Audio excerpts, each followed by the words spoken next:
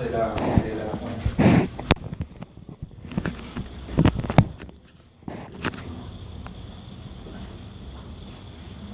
Recordemos que la muestra tiene dos apartados. Uno es el tamaño de la muestra del N y otro es la técnica de muestreo, que es cómo obtengo ese número de individuos, ¿sí? Para el cálculo del tamaño de la muestra de un estudio de casos y controles necesitamos dos elementos. ¿Qué elementos necesitamos? ¿Qué más? No, la frecuencia de exposición ¿en qué? La frecuencia de exposición del factor de exposición en los controles y el OR. Esto, aunque muchos dicen que no, lo he repetido como 10 veces. Y no es como título o como tema, sino dentro de las explicaciones. Y otra vez les voy a hacer el gráfico para que ustedes vean de dónde sale eso. ¿Sí? Tenemos acá casos y controles.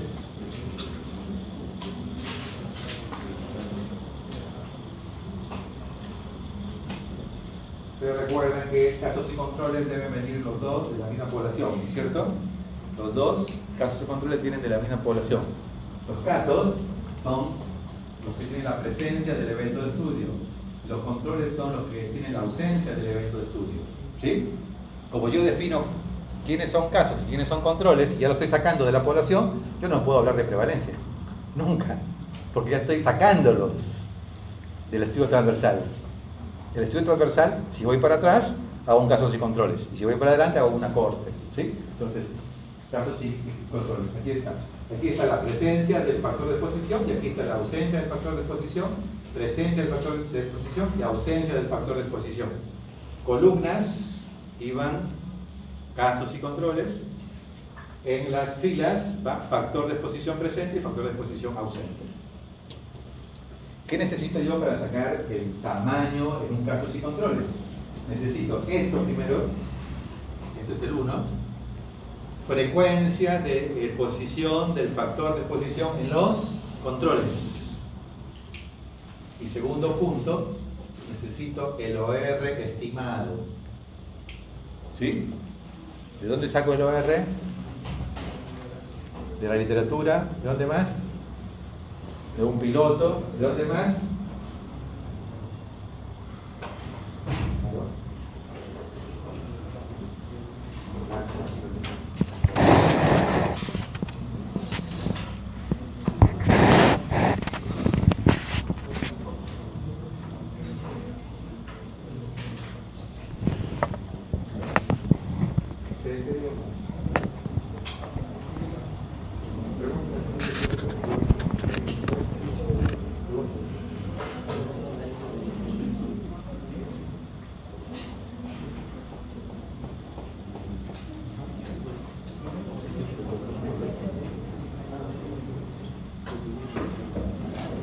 Entonces, para el cálculo del tamaño de la muestra, yo necesito dos elementos, pero ustedes deben recordarlo gráficamente y no de memoria. Yo no pido el factor de exposición en los casos, eso está en la bibliografía también. Yo lo que pido es el factor de exposición en los controles. ¿Sí? Supongamos que sea obesidad y diabetes. Se confunden, me ponen aquí la frecuencia de diabetes, no es la frecuencia de diabetes. Lo que preguntamos acá es, en la población no diabética, ¿cuál es la frecuencia de obesidad? Eso es lo que estamos buscando, que ustedes tienen que buscar. Es la frecuencia del factor de exposición en los que no tienen el evento de estudio. ¿Quiénes son los que no tienen el evento de estudio? Los que no sufren la enfermedad que estamos estudiando. Si yo hablo de obesidad en diabéticos, aquí será obesidad en no diabéticos. Es lo mismo que obesidad probablemente en personas de la calle. ¿Sí? Se acerca mucho a personas no diabéticas en general. ¿Sí? Entonces, cuando yo pregunto frecuencia del factor de exposición en los controles, no en los casos, en los controles, primera cosa que ustedes tienen que saber. Y luego el OR. Esta frecuencia, si no la saben, 0.1 significa 10%, 0.2 20%, por default pueden colocar 0.5, que es la máxima posibilidad. cuando no encuentran nada, ¿sí? Para el cálculo del tamaño de la muestra. Y el OR lo sacan de la bibliografía, obviamente. Yo les dije al principio del curso, construyan una tablita. ¿Sí recuerdan? Una tabla donde van a poner sus factores de riesgo y su riesgo. OR. ¿De dónde lo van a sacar eso? De su búsqueda sistemática. Pues ahí está todo. Cuando tengan eso, entonces van a poder seleccionar qué variables quieren estudiar, la más probable en su población, para poder hacer aquí. Si el OR que me dice la bibliografía es 3, aconsejamos ser cautelosos y bajarlo un poquito, ¿no? 2.5, 2. Si lo bajan mucho, se les va a quedar determinado. Entonces hay que un poco buscar el equilibrio. Eso se llama factibilidad, ¿sí? Factibilidad. Como muchos de ustedes todavía estamos charlando la factibilidad de su trabajo, lo están terminando, pero no saben si cuando vayan al hospital van a encontrar lo que ustedes piensan que van a encontrar. Por eso que la factibilidad es muy importante. Ustedes tienen que primero ver el problema en la realidad.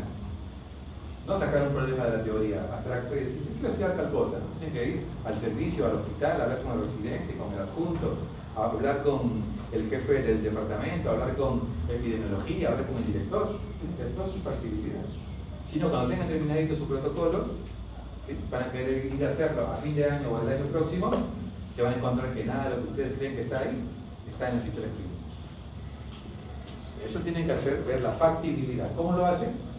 Si mi trabajo es otra vez de pacientes con diabetes, yo debería ir en la semana y ver 5 historias clínicas de pacientes con diabetes hospitalizados. Y ahora, a ver, ¿guardan el peso? Sí, acá está el peso. ¿Tienen la edad? Sí. ¿Tienen el estado civil? Sí. ¿Tienen el nivel de hemoglobina glicosilada? Sí o no. Tengo que revisarlo. En esos 5 o 10 pacientes puedo verlo en cualquier momento en el servicio. Pero si no hacen eso, cuando quieran sacar sus 180 pacientes, van a decir, no encontré el doctor. Van a estar en cero y van a tener que cambiar sus títulos, sus temas, etc. ¿no? Entonces, factibilidad es crucial. Entonces, en la tabla de Excel, también se pide la frecuencia de los pasos. En la tabla que dije que... Sí, en el Excel nos pasa mañana más grande. También en los extras y controles nos pide frecuencias de cada. Lo saca automáticamente, por default. Lo saca automáticamente. Es decir, los únicos 2 puntos que nosotros necesitamos cargar, ustedes van a encontrar en la tabla del Excel. Y pueden cambiar todo si quieren, pero la idea solamente es que modifiquen esos 2 elementos. O sea, lo que el investigador decide no es el valor Z de alfa, que eso es una constante. No es el poder estadístico, que es el 80%. No es el intervalo de confianza. No es el valor P. Sino solamente van a tener que cargar la frecuencia del factor de exposición en los controles. Y por default saca automáticamente la fórmula. Está atrás de ese Excel, hay una fórmula, de la fórmula que está en los libros, saca automáticamente en los casos. ¿Sí? Lo saca en los casos. Otros calculadores sí te pueden pedir el caso. Pero nosotros estamos usando por eso que la pregunta va dirigida en relación a ese Excel. ¿Okay? Estos 2 elementos son los únicos que ustedes deben conocer para el cálculo del tamaño de la muestra. Ok.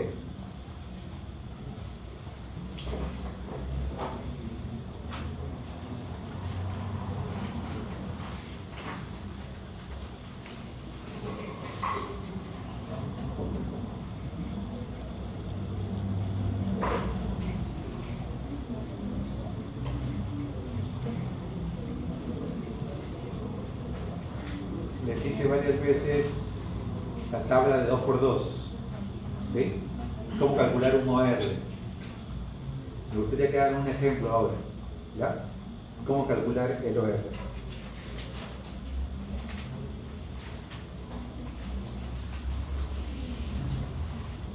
Vamos a tener un diseño de 100 pacientes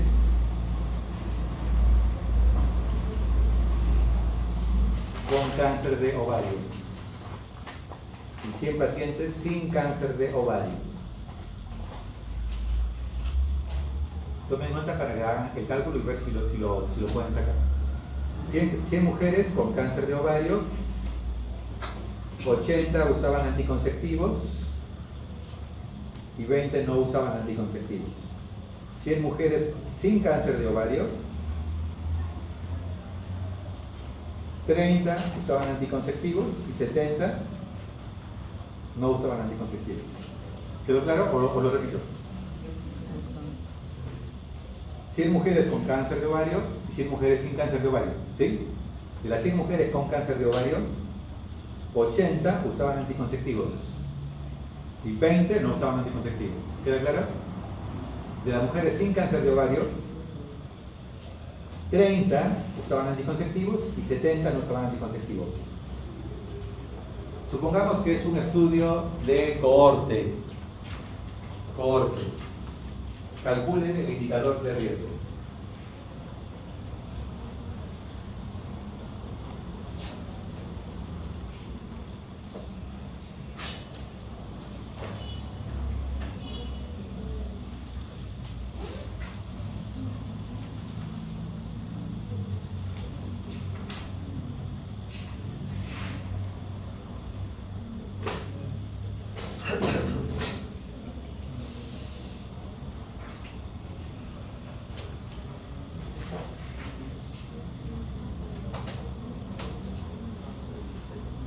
Rodríguez, de Carlos, Stephanie. ¿Va? A ver, pasa, lo vamos a hacer.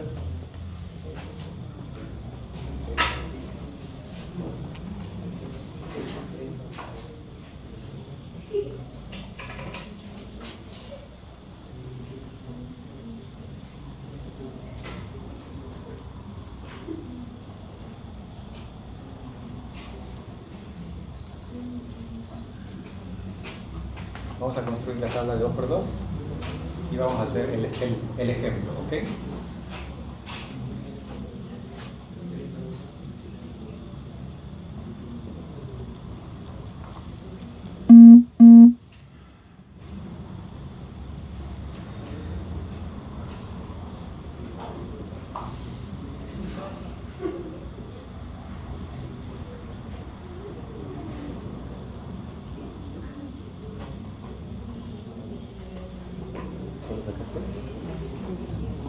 ¿Todavía lo estás haciendo? Sí.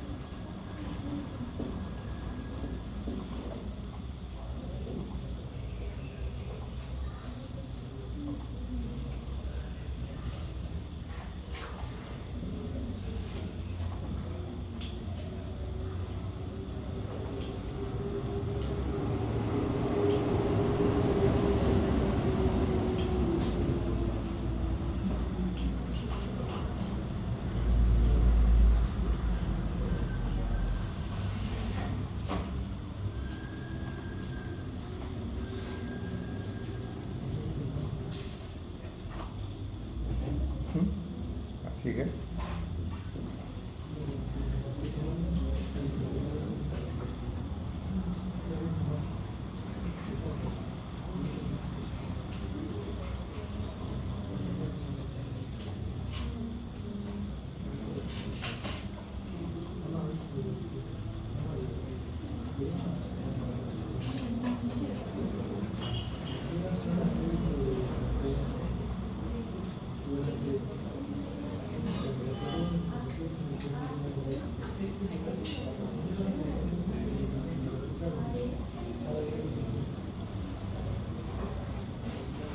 Guitarra, Méndez. Guitarra.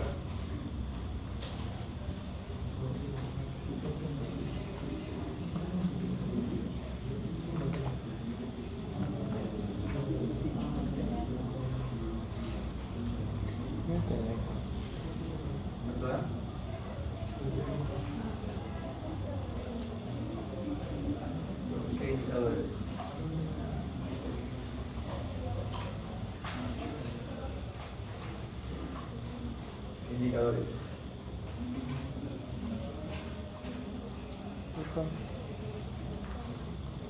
Es riesgo relativo, 3.27. Ya, vamos a ver si es cierto. ¿Hasta ahí nada más? Gutarra. Primer punto de coincidencia o de diferencia con lo tuyo. Primero en la tabla de 2×2.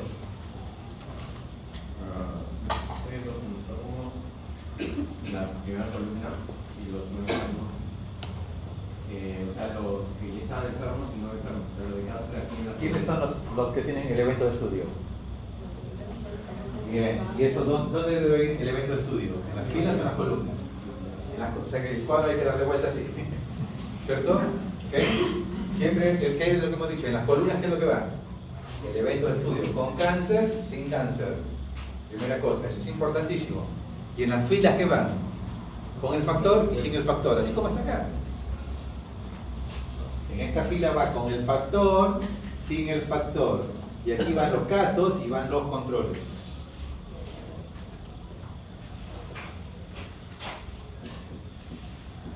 Ya, con cáncer y sin cáncer, para que no tardemos.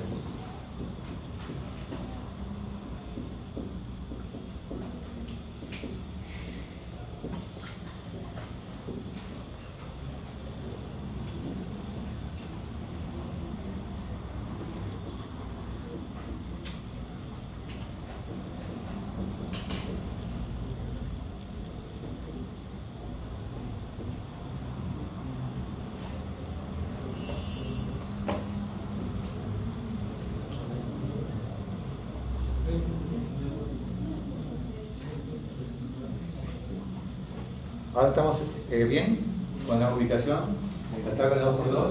Bien. El segundo punto, ¿cuál será el indicador que debemos calcular?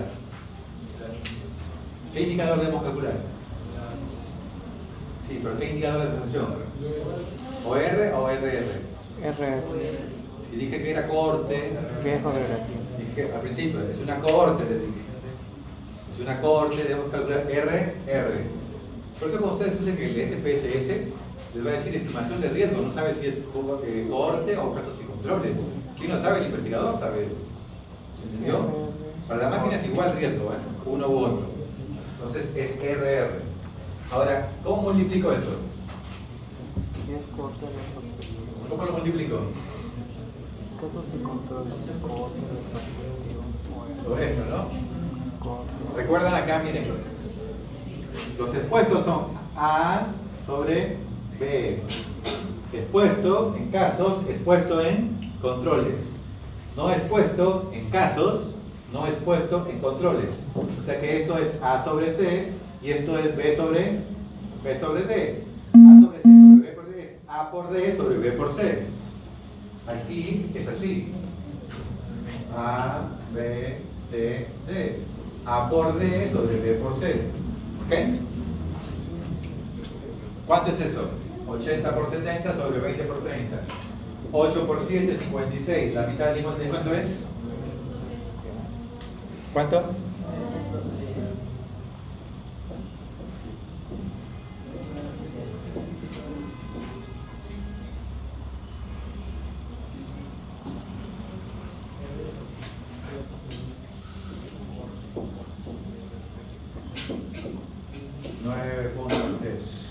¿Ok? ¿Está bien? 9.3. Ok, ¿y qué significa eso? Gutarra. ¿Cuál es la interpretación clínica de eso? Doctor, pero con el RR no es otra fórmula. OR es más lo preferiría a la OR. Asumamos que estamos en poblaciones homogéneas y que podemos calcular el RR acá, ¿sí? Nada más con el diseño de cohorte y sale 9.3. La fórmula es diferente porque van a tener otros parámetros para calcular. El punto es cuál es la interpretación clínica de esto.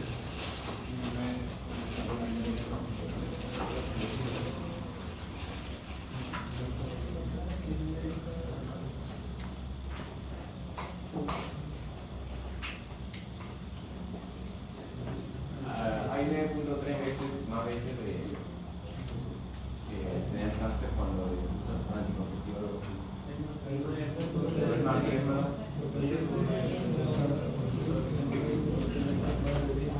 Disculpe, doctor. No sería esto un OR, porque el FR no es una incidencia en esto. No. O sea, claro, el cálculo es típicamente así como está el de OR. Yo hubiese hacer ejercicio mental si fuera un diseño de cohorte. Ya no se llamaría OR, sino se llamaría RR. El cálculo es diferente. El cálculo es diferente. Solamente estoy haciendo como ejemplo, figurativamente, para aplicarlo acá. Típicamente esto es de un OR, de un odd ratio, ¿ya? De un odd ratio. Lo que significa es que las mujeres que usan anticonceptivos tendrían 9 veces más, ¿no? 9 veces más de riesgo de desarrollar, en este caso, cáncer de ovario. Que esto no se correlaciona con la realidad, en la realidad es al revés, ¿eh? El uso de anticonceptivos en realidad es factor protector, Solo que nosotros inventamos números ahí, para el ejemplo, básicamente, ¿ok? Para el ejemplo de hombre. Ok, listo.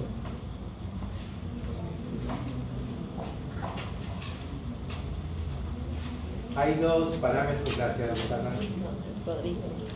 hay dos estrategias para disminuir, supongo que ya aprendiste, ¿no?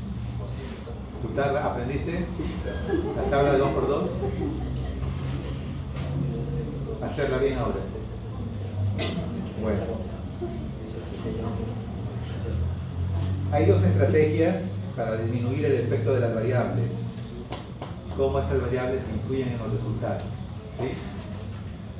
Dos estrategias importantes. Una se llama estratificación y el otro se llama análisis multivariable.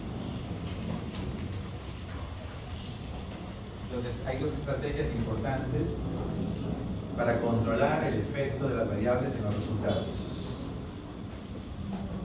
Una es estratificación y la otra es randomización.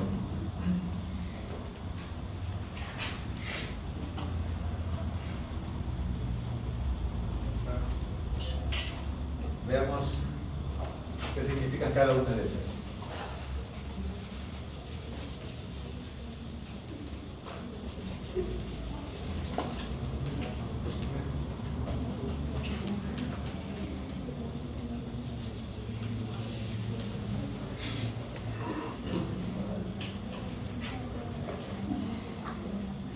Cuando usamos la palabra random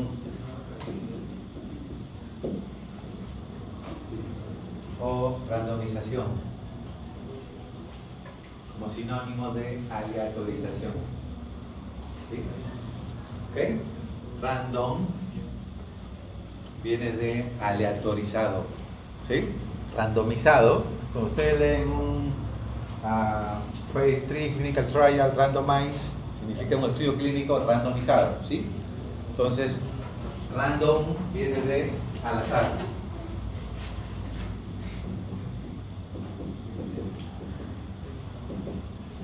Significa aleatorio. Entonces, ¿cómo es una estrategia para disminuir el efecto de las variables en los resultados? Es justamente la randomización.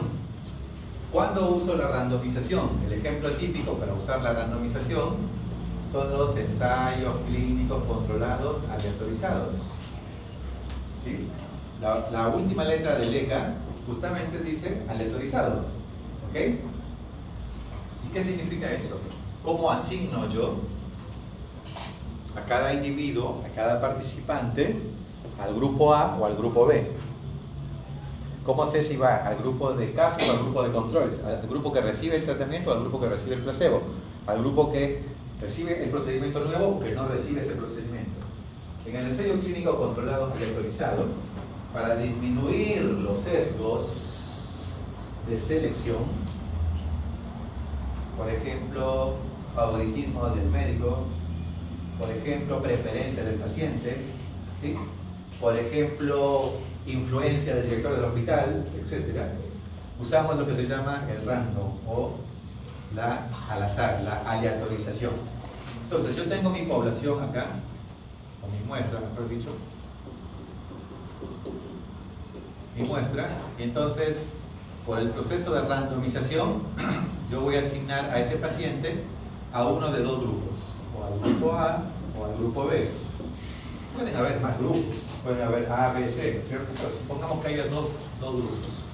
El grupo A recibe la intervención y el grupo B recibe el control o el placebo o el mejor cuidado clínico.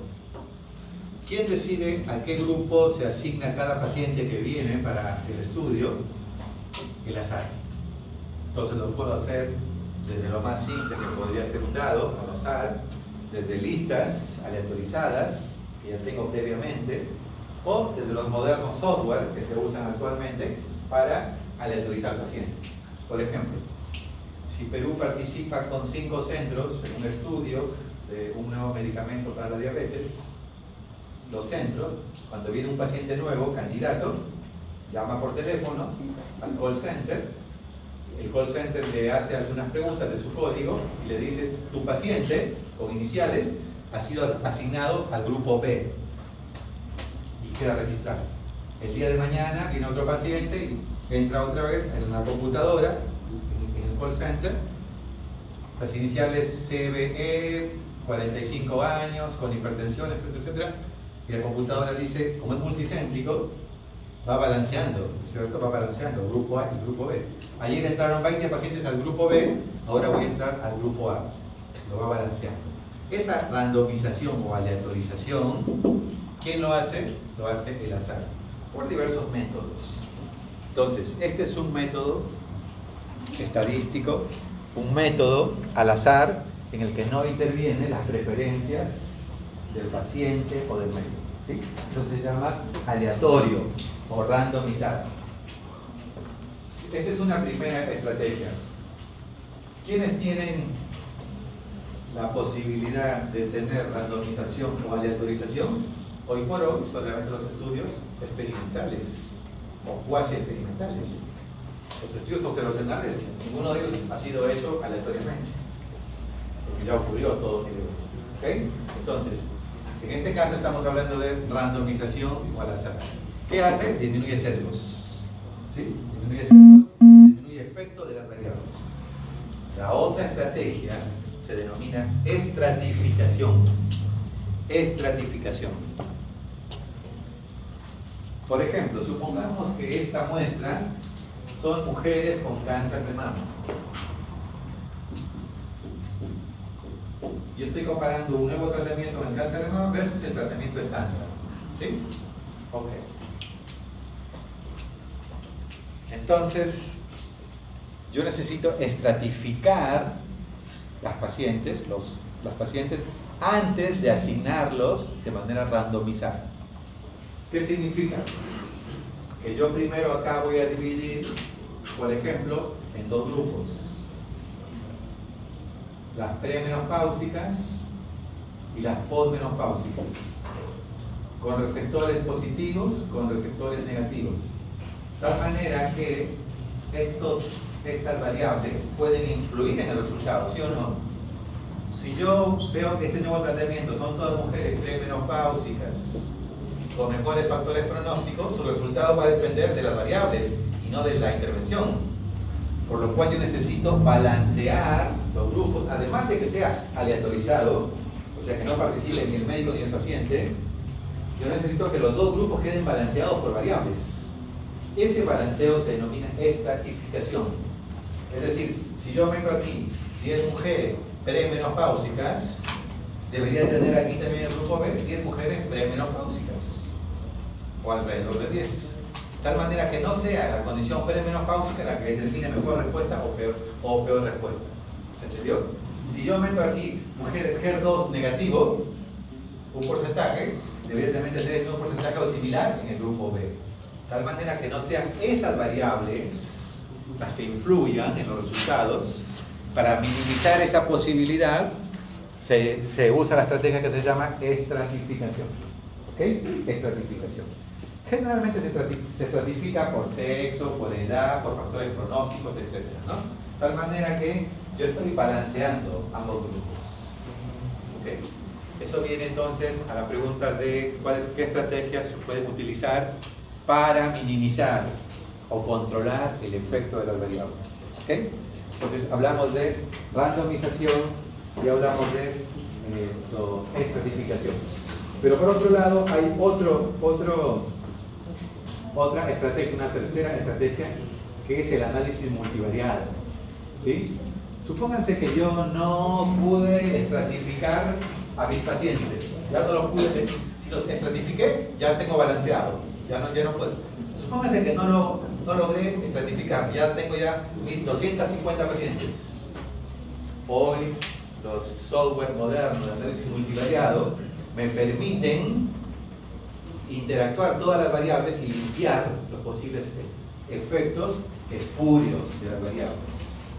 El análisis multivariado, como les expliqué antes, es una estrategia estadística que me permite saber si realmente el efecto obtenido se ajusta según un tipo de receptor hormonal, se ajusta según HER2 negativo o HER2 positivo, se ajusta según la variable premenopáusica o postmenopáusica. ¿Se entiende eso? O sea que yo veo si el resultado que yo obtengo globalmente, igual aunque lo ajuste, eso se llama OR ajustado de análisis multivariado. Ustedes van a tener dos tipos de OR. El análisis bivariado da un OR crudo, ¿sí? Que solamente me dice que está asociado, pero no me dice que es un factor independiente. El análisis multivariado me dice que es un factor independiente. Entonces, el análisis multivariado puede minimizar el efecto de otras variables y cómo influyen en el resultado. Por ejemplo, yo digo, en el análisis multivariado encontré que 5 factores, el sexo, la edad, receptores hormonales, HER2 positivo, etcétera, salieron positivos. Pero ahora quiero ver en el multivariado realmente si el HER2 negativo o positivo influye o no en los resultados. En ese caso, uso lo que se llama análisis multivariado. Conclusión de todo esto: la randomización, la estratificación y el análisis multivariado me ayudan a controlar el efecto de las variables en los resultados. ¿Entendió? Esa es la conclusión. ¿Okay?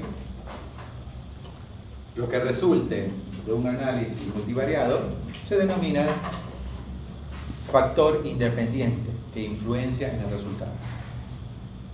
Entonces yo voy a sacar un OR ajustado si el nuevo tratamiento es mejor que el tratamiento estándar, aún si yo separo, si yo lo filtro por receptor positivo o negativo.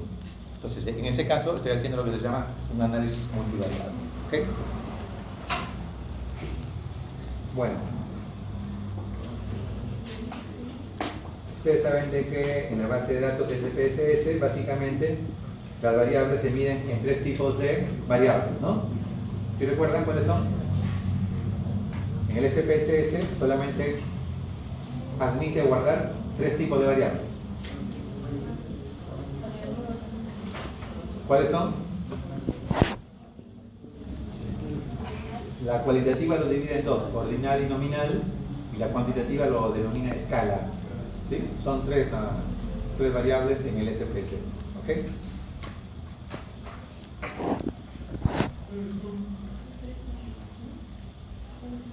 Ya saben qué significa representatividad, pero lo hemos visto. Saben también lo que es términos mesh, ya lo hemos visto.